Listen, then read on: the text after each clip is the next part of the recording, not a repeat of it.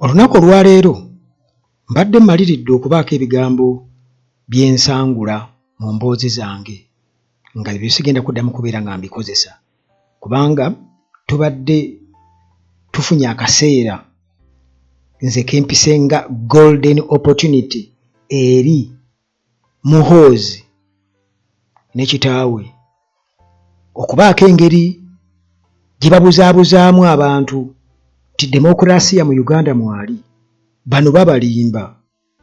Kakati nga tumaze okulaba nga Waisa Mufumbiro ammibwa beyiri okugenda okuziika mukyala we, kino kirina engeri gye kikyusizaamu ate oba ne kimaintaininga ebintu ebimu nti abo ebyo bwe biri e Uganda bano tebalekera. Era mbadde nkyewuunyizza nnyo nti abasajja bano bakkirize Mufumbiro okugenda oku jjukira nti mu Africa ne mu nsi yonna eno ensonga bagitunuulidde. Nalabye Wizkid Nigeria, Bannagana, Bannakenya nga boogera ku nsonga eno eya Waisa Mufumbiro kuba nti mukyalo we yafudde nga bagamba omu ku ba activists abaasibwa olw'okukuba pareedi ezifaananiza ez'amagye n'okuteekako emisango gye baamuggyako egy'oku inciting violence. Mukyala we yafudde ali mu kkomera, yasibwa olw'okuba nti nno y'omu ku abo abawagira enkyukakyuka. Kati gavumenti mu mateeka ebadde efunye omukisa kuba poliisi ebadde ekkiriza abakomera bo bakejjeemu, Muhoozi n'abeera nga yalina okukkiriza. Era munnange nga bwe kiri nti tasobola kulekerera, ekyo mbadde nkyewuunyiza nnyo. Tatudisappointinze era okukakana omulamuzi munnange nga agambye nedda baŋŋambye bwe bati. Ekyo kitegeeza the Honorable Waisa Mufumbiro agaaniddwa kkooti obuyinza bwerina mu constitution okuba nti emuto okuziika ku mukyala we n'okubudaabuda ebbujje lye kuba kakati abaana basigadde enfuuzi, maama waabwe afudde, twali tulowooza taata waabwe waakiri yandibadde abudaabuda. Kabanga konna kkooti ne keeyandisazeewo kuba kikkirizibwa, naye kkooti nga bwesazeewo bwetyo tulina kyakukola. Ekisooka tetwewuunya kuba kkooti tuzimanyi zino ziri ku biragiro birala si byamateeka. Ekkooti bazigyeko obuntu, kati embeera gye zikoleramu tuvuganya na kkooti zezitusalira omusango nga tunaba nakola ki kukozesebwa, kubanga ensonga eziweereddwa kkooti ziraga nti ye yasingisibwa dde omusingo ogwo. Kubanga bw'ogamba nti ezo omusango gwe yesigamyeko okuba nti temuwa ekitegeeza omusango yakola ki yagumusingisa dda, ekiri wabweru w'amateeka. Tulina kyakukola kkooti kyetasobodde kukola, ffe katugende mu bungi tulabe ntubudaabuda abaana ab'eŋŋanda, ekibiina n'ab'emikwano okulaba nti the Honorable Waisa Mufumbiro tuziika mukyala we mu kitiibwa ekisaanidde. Abadde tutaddeyo abadde bagenda okweyimirira bamweyimiridde babiri. Bwe twasooka okuteekayo okusaba bail ebbanga eryayita, twateekayo taata wa Alex Waiswa ne tuteekayo ne mukyala we. Kati omukyala mugenzi, so kati twaleese taata we ne tuleeta ne ow'ekitiibwa bali mwezi Ronald Nsubuga Lord Mayor yakalondebwa. Naye okulaga nti already kyenkana babadde basazeewo kye baagala okukola, oba oliawo nga bafunye edda obusimu okubalagira ekyokukola. State prosecutor agambye nti nedda taata wa Waiswa amuli nnyo ku lusegere ya muzaala tajja kusobola kumukaka kujja kkooti nga kkooti emuwadde akakalu kaayo kubanga taata. Naye ate neegamba nti ono bali mwezo ate ye ali wala tali ku lusegere tajja kusobola kukaka Waiswa kukomawo mu kkooti kubanga tamwinaako Luganda.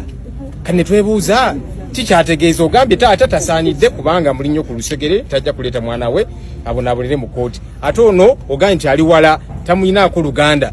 Kugamba olaba akavuyo ako nga kakulagira ddala nti already babadde bamaze dde okukola decision obuulya nga bafunye akasimu kuba bwe twaze wano ku makya nga bali mu meeting n'abasirikale naki, obuulyawo nga abasirikale be babaleetedde ensala evudde gyevudde. Kati kyekibaddewo kyannaku nti ekyamazima kkooti zaffe tezeetengeredde. Tubadde tumanyi nti bajja kukolayo ak'obuntu.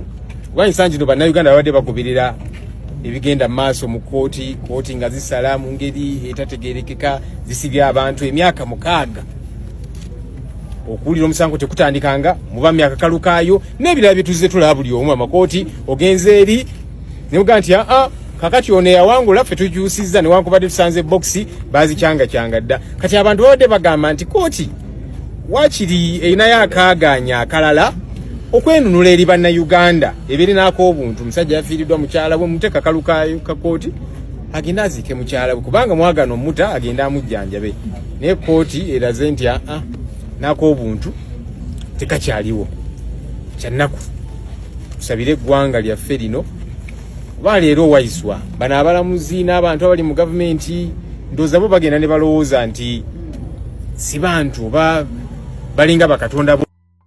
Okay, kituufu bwe tuba twogera ku njogera kati nga Muhoozi ne ba SFC be bagamba they are next to none, kitegeeza nti teri abakira be bali mu kifo emu bwe bali mu kifo nnamba emu, kifo nnamba 2, kifo nnamba 3 paka gwe gy'onookoma yonna they are next to none, kitegeeza nti be basalawo.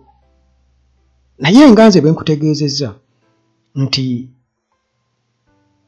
oba oli awo wandibaddewooko okwekkiriranya mu bintu ebimu oba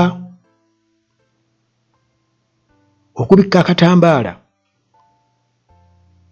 ku bitongole bikalabalaba ebyensi yonna ku ddembe ly'obuntu n'abantu ab'amawanga amalala nti edda baamukkiriza okugenda okuziika era baagoberedde constitution naye tewali nsonga gy'owa. Ensonga ezaamukwasa gya kijega nnyo, zonna za kijega. Naye bano abasajja bo tebalekera era bano ekibiina kino ekya NUP bo bakakasiza ddala tekirina kubaawo kyabatujju kyabayeekera era abakirimu bonna kubanga bakimanyi nti ekibiina ekikutte opposition eya ddala. Era kati omuntu nga Waiswa Mufumbiro n'ebigambo bye eby'obusagwa bo bennyini babitya era bamutya.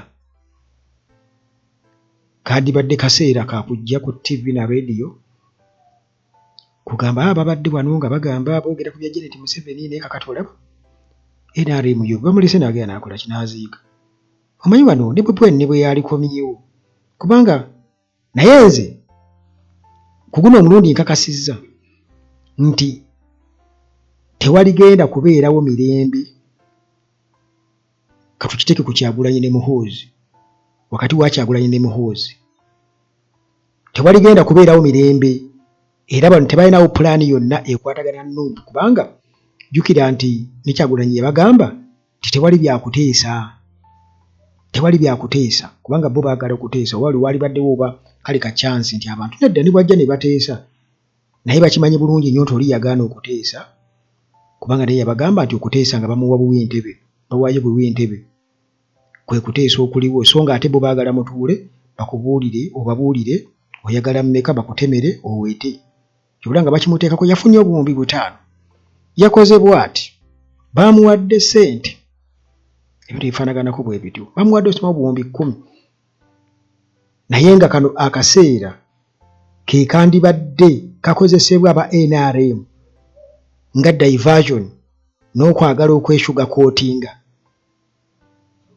bakirabanga ekitono naye kyalibadde ne impact ku side ya opposition kubanga kyalibadde kisigala ku record nti omusibe wa NUP gwe baakwata olw'ebyobufuzi mukyala we yafudde naye baamuleka n'agenda n'aziika ate balimu ak'obuntu naye bamaze okukakasiza ddala nti bo tebalinaamu ka buntu